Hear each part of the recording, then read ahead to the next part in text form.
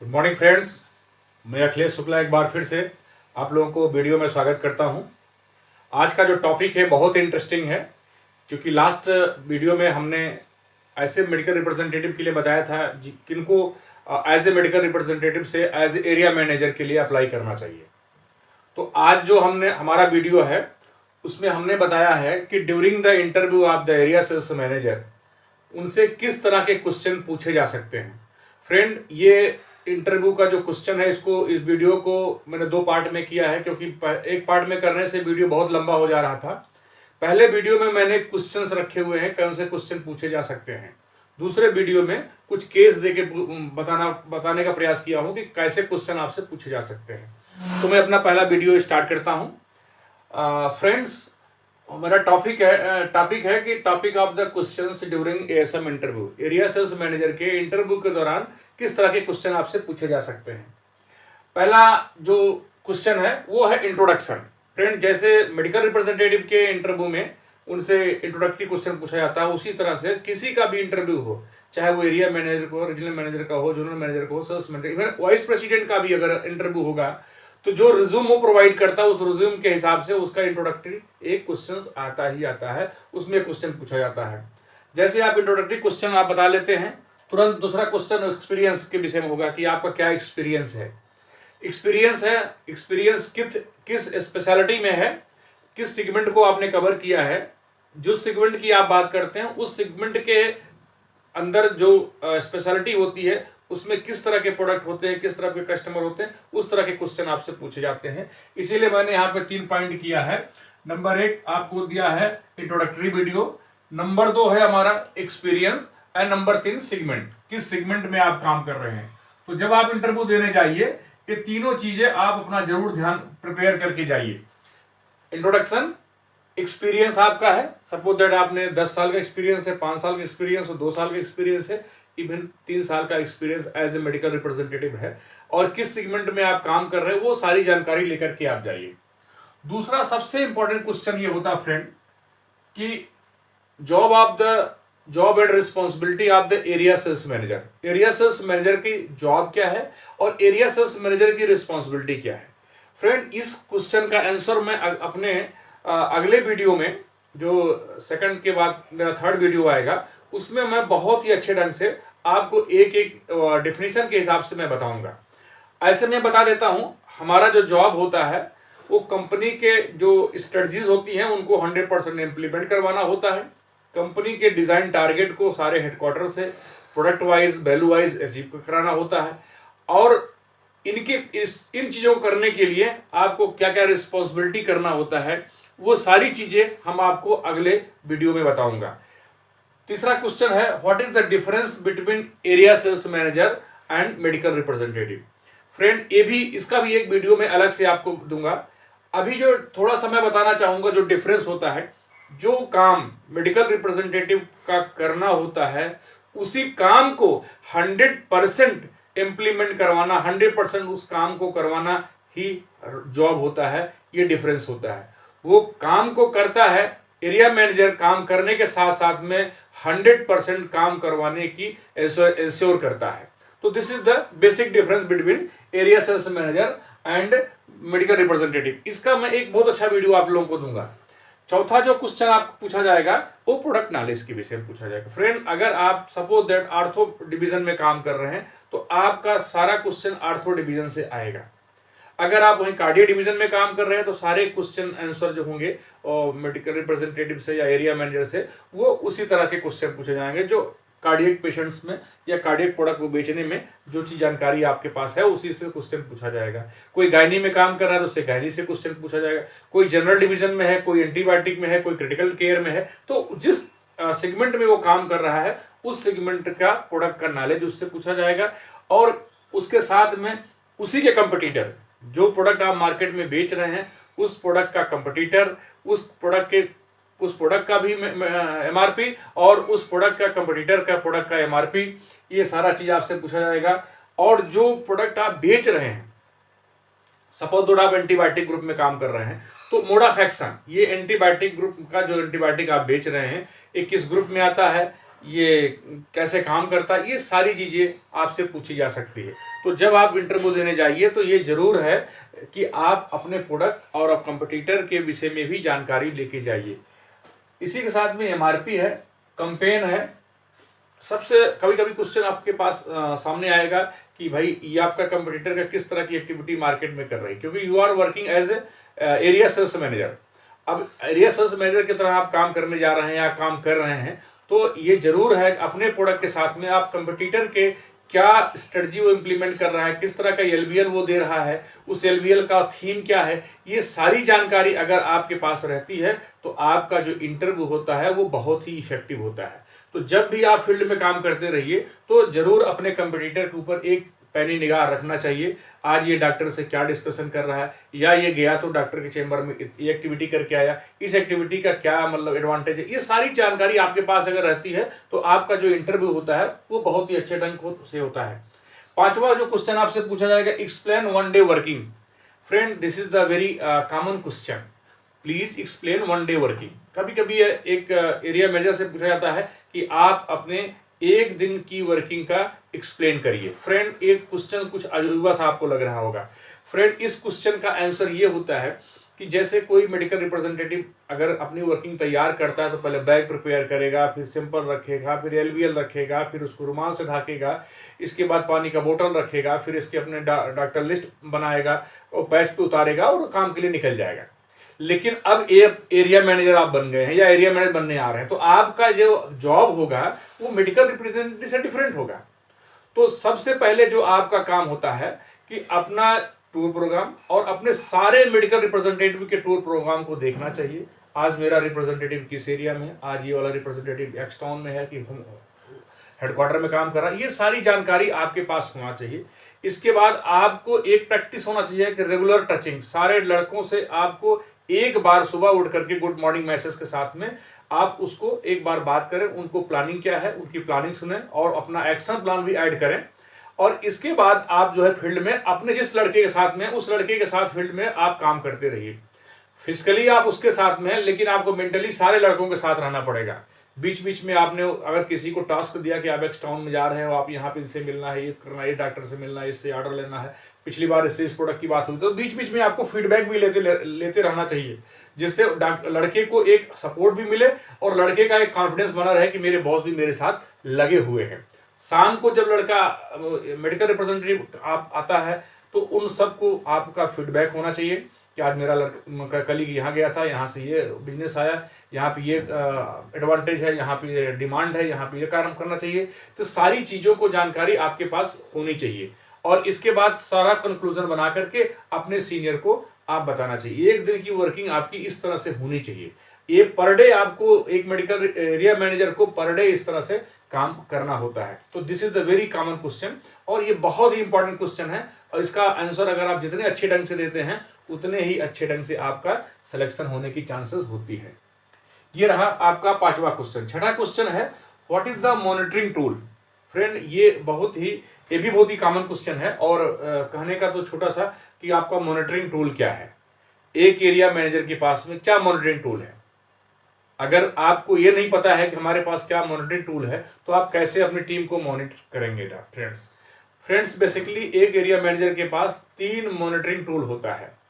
अब बोलेंगे आपका सर 3 क्या क्या होता है। पहला तो डीसीआर होती है। जब मेडिकल रिप्रेजेंटेटिव का डीसीआर आपके पास पहुंचे, चाहे वो ऑनलाइन या सॉफ्ट कॉपी रहे, आपको उसको थॉरोली पढ़ना चाहिए। जैसे आप डीसीआर को पढ़ते हैं आपको बिल्कुल अंदाजा हो जाएगा कि मेरा ये रिप्रेजेंटेटिव रियल में काम कर रहा है कि बस केवल फॉर्मेलिटी कर रहा है। वेरी फ्रैंक, डीसीआर बनाते समय सारा जो उसको आप देखेंगे, जो अगर कोई रिप्रेजेंटेटिव डेली डीसीआर बना रहा है तो उसकी जो डीसीआर का प्रोडक्टिविटी होगी वो डिफरेंट होगी। उसमें छोटी छोटी चीज़ों को भी वो मेंशन करना चाहेगा। जो रिप्रेजेंटेटिव बंच रिपोर्टिंग कर रहा है वो केवल नाम किसी तरह से लिख दे, वो भी आधा नाम सही आधा नाम गलत ही लिखेगा। तो आपके पास डीसीआर होती है एक मॉनिटरी टूल। दूसरा जो मॉनिटरी टूल होता है sales and stock statement. Friend, महीने के अंत में हर एरिया मैनेजर अपने रिप्रेजेंटेटिव को बोलेगा आप जल्दी से स्टॉक स्टेटमेंट मिलो, जल्दी से भेजो। जैसे उसका आता है अपना भी सेल कंपाइल करके अपने बॉस को भेज देता है।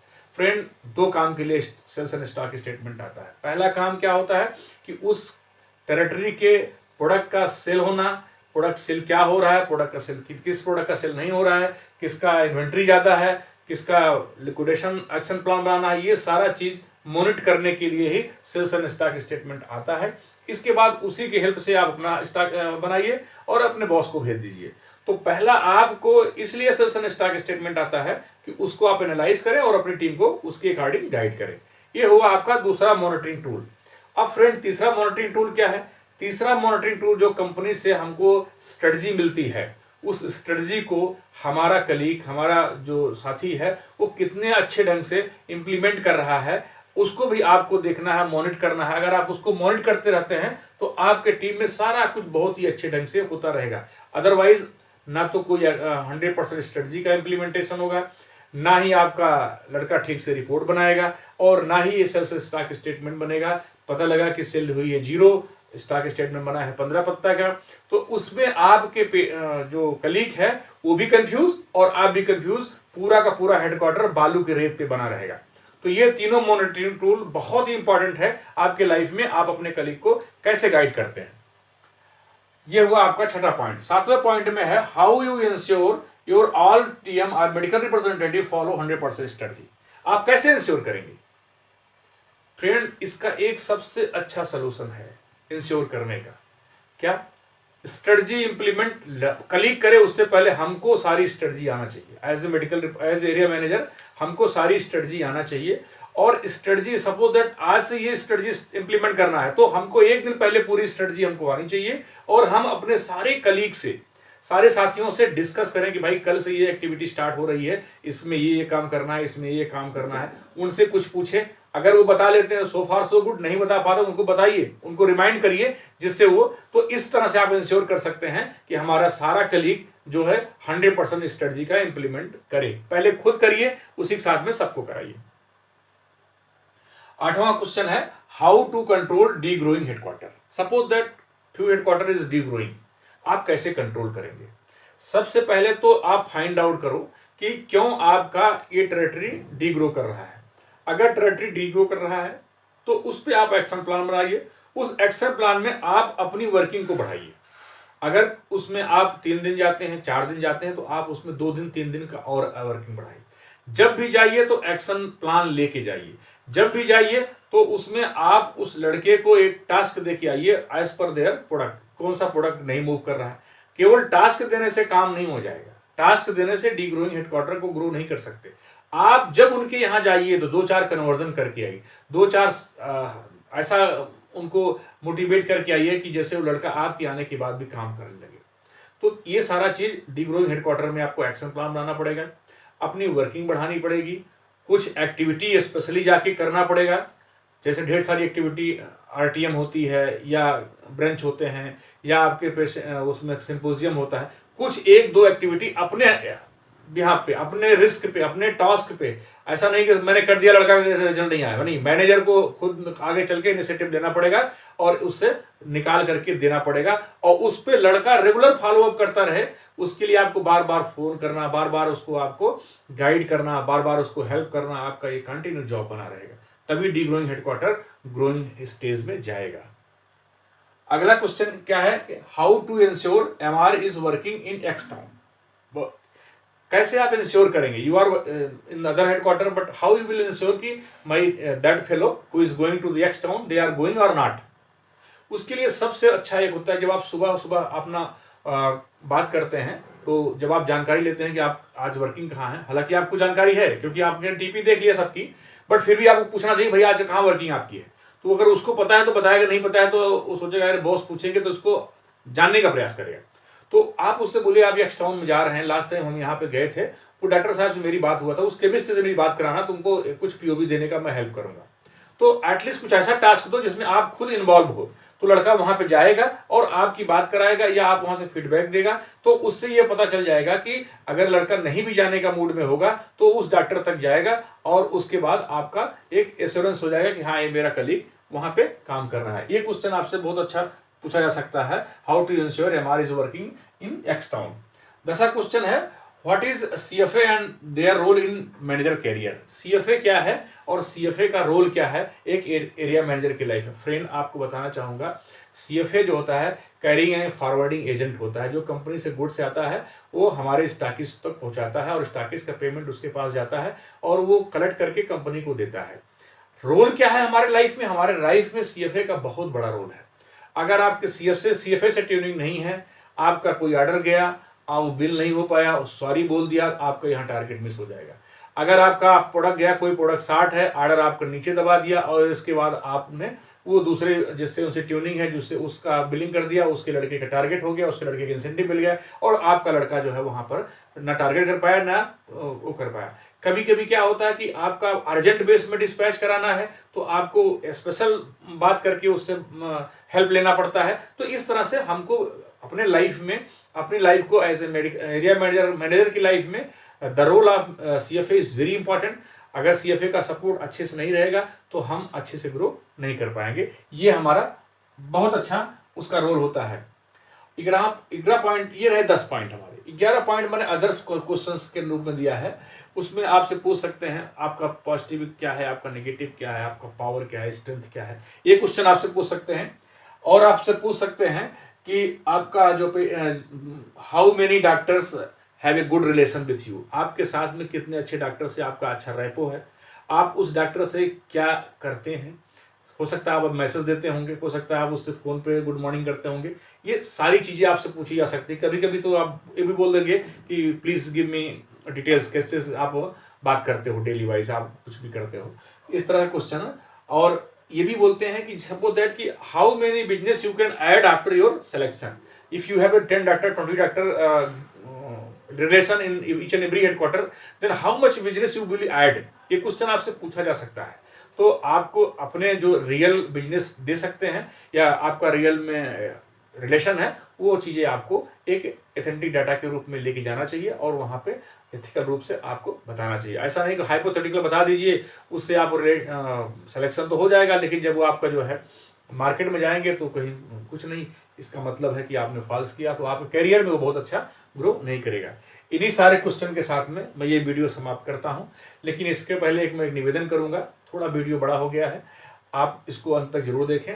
और अभी तक जो चैनल को सब्सक्राइब या वो नहीं किए हुए हैं तो ज़रूर सब्सक्राइब करें और बेल आइकन को दबाएं, जिससे आपके पास सारे वीडियो मिलते रहें।